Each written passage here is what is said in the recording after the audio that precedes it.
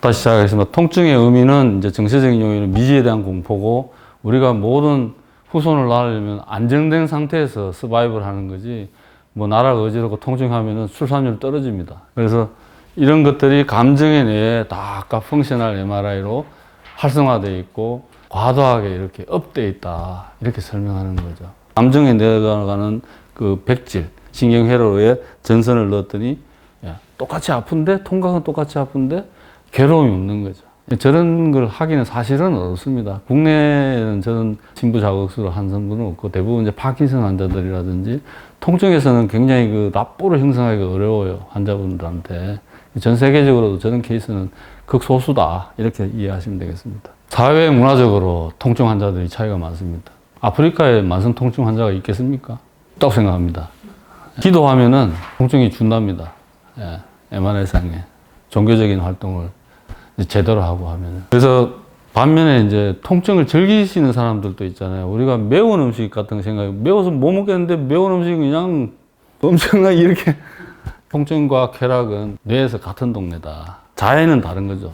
이 자해를 통해서 자기가 뭔가 보여주고 안정감을 얻는 거죠. 이 병적인 거고. 벤담이 이런 이야기를 했다고 하는데, 글쎄 지금하고는 좀 다른 것 같습니다. 지금은 고통 쾌락이 아니라 지우고 돈을 내야지 맞는 것 같습니다. 어쨌든 현대사회는 저기 전에 베스트셀러 한병철 교수가 쓴 피로사회라는 책이 있잖아요. 베스트셀러처럼 이런 구석기 시대에 없는, 유전자는 신석기 호모사피엔스하고 똑같은데 먹이 활동을 해가지고 한꺼번에 최대한 먹지 않습니까? 그죠? 그래야 생존하니까. 지금은 뭐 유전자 똑같기 때문에 음식이 있으면 보이면 먹는 거예요. 비만이 되는 거죠. 그래서 현대사회, IT사회에서는 이런 병들이 고대 사회와 달리 다르다. 그래서 여기에 수많은 연구 논문들이 많은 돈이 쓰이고 있다. 생존 수단입니다.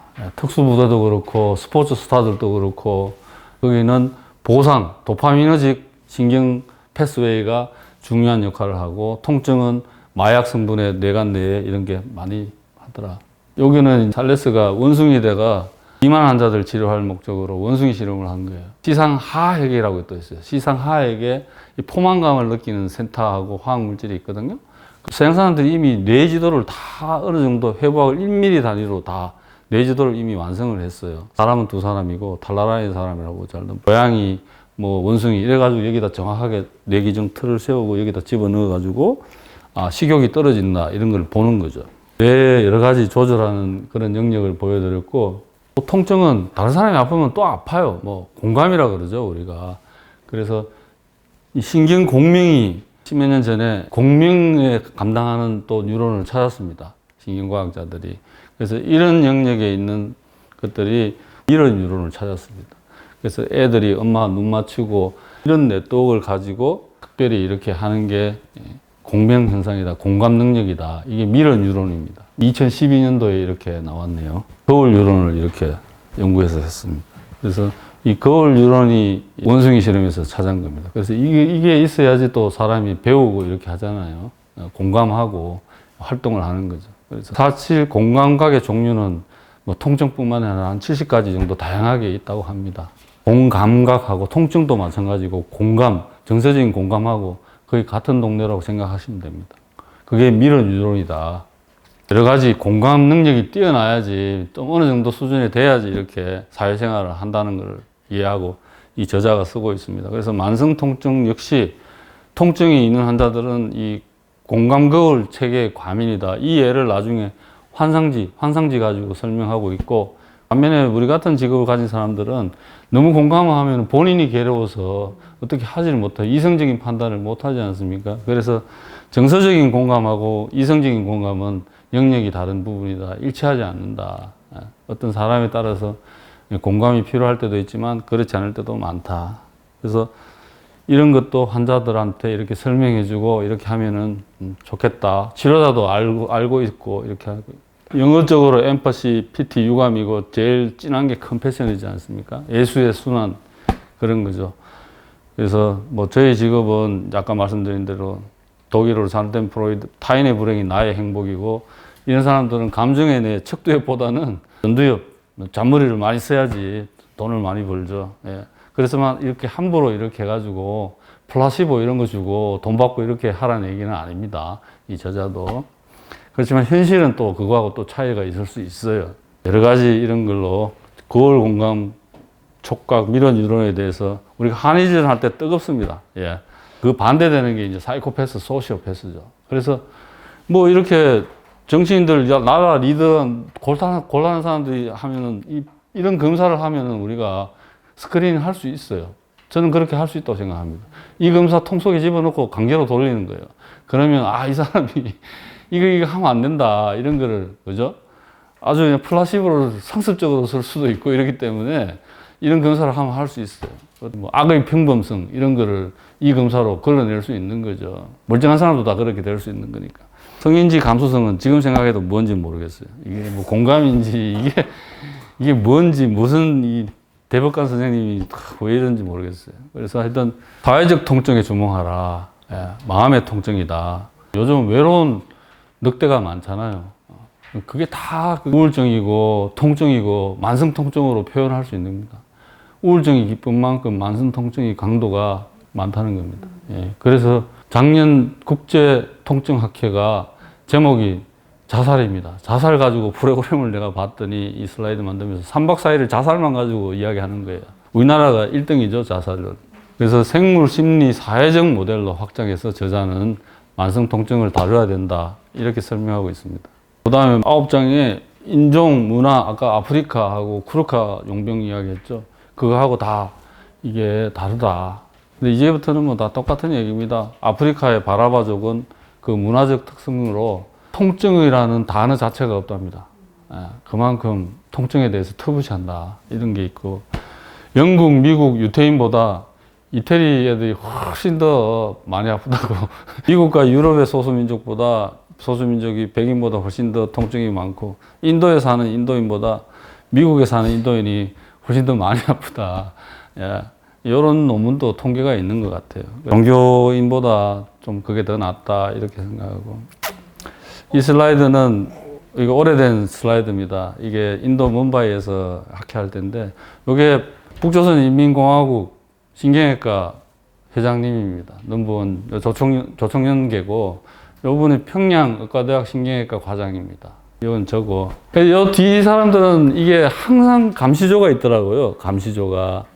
이게 라이반 끼고, 이렇게 의사는 아닌데, 좀 같이 다니는 사람이 있더라고요. 그래서 이 북한하고 대한민국하고 만성 통증 환자가 어디가 많을지 저는 전 세계 평균보다 틀림없이 높지 않을까 이렇게 생각합니다. 여러 가지 개인적으로나 사회문화적으로나.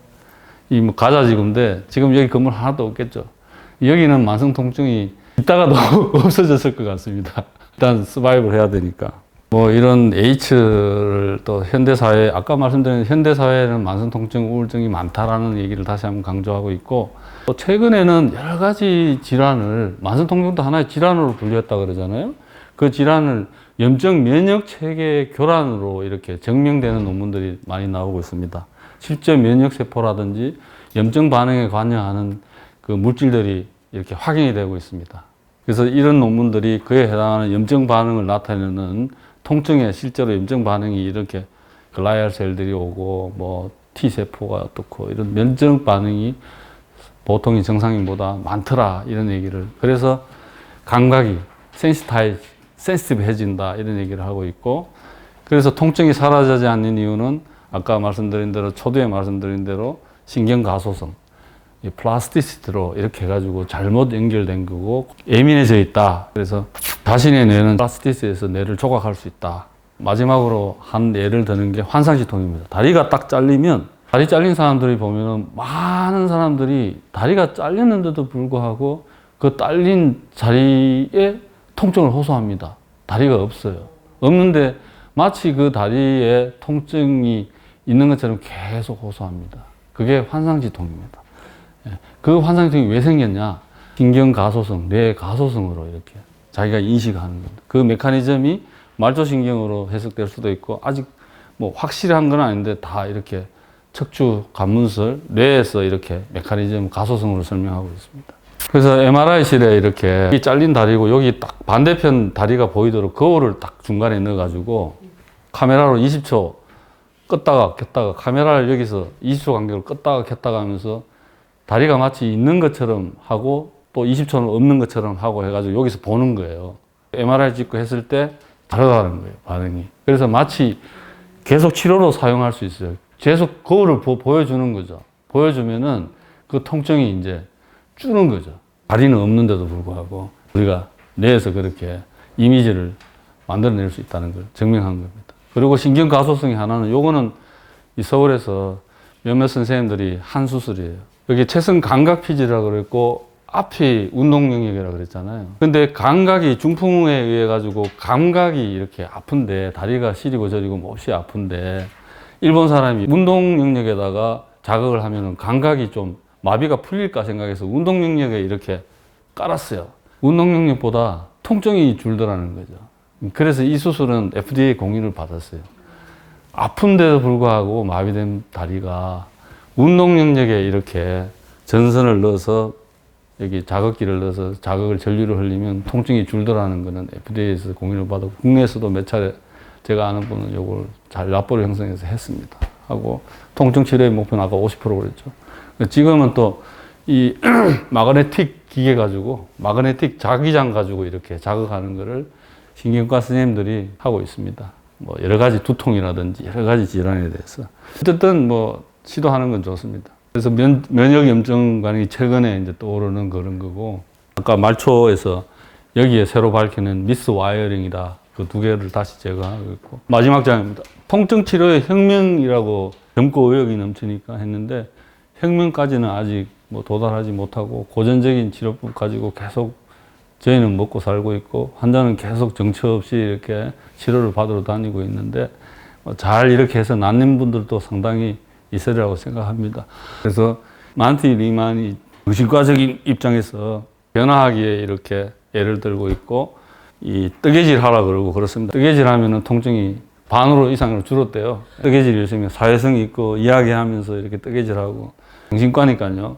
VR 보여주고 AR 가상정각 형식 보여주고 미러 보여주고 거울 보여주고 오목거울 통증 있는 환자들이 볼록거울 보여주면 크게 보이잖아요. 통증이 심해진답니다.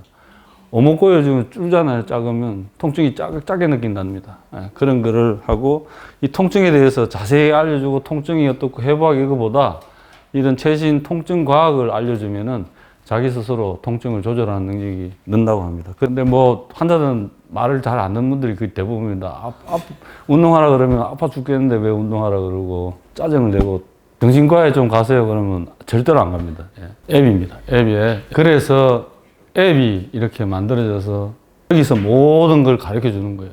제가 이때까지 말씀드린 거를 교육도 해주고 프로그램도 해주고 이런 앱이 저자가 소개하고 있습니다. 큐러버리라는 앱이고. 그래서 통증 치료의 혁명은 아직까지 아니다. 이 저자가 제시하고 있는 마인드셋입니다. 잘 먹고 잘 주무시고 운동 열심히 하고 어떻게 보면 뭐 하나만한 얘기를 이렇게 하는 것 같습니다. 어쨌든 하나 그거 한 거는 1차성 아무 이상이 없는데 계속 아픈 사람들이 이렇게 약물 치료를 해도 약물에 효과가 없는 거죠. 30%밖에 효과가 없고 인구의 20%가 이런저런 통증으로 아프고 고령화되고 있고 그 만성 통증의 40%가 어릴 때 어떤 불행한 경험이 있다. 그래서 이렇게 열심히 긍정적으로 열심히 해야 된다. 그렇지 않으면 그 사슬을 끊기 힘들다. 개인적으로 이 절 스테이가 이 기독교보다는 좀 만성 통증에 더 어울리는 것 같다고 해서 생각이 듭니다. 저는. 어쨌든 이렇게 강의할 기회를 주시고 긴 시간에 경청해 주셔서 대단히 감사하게 생각합니다.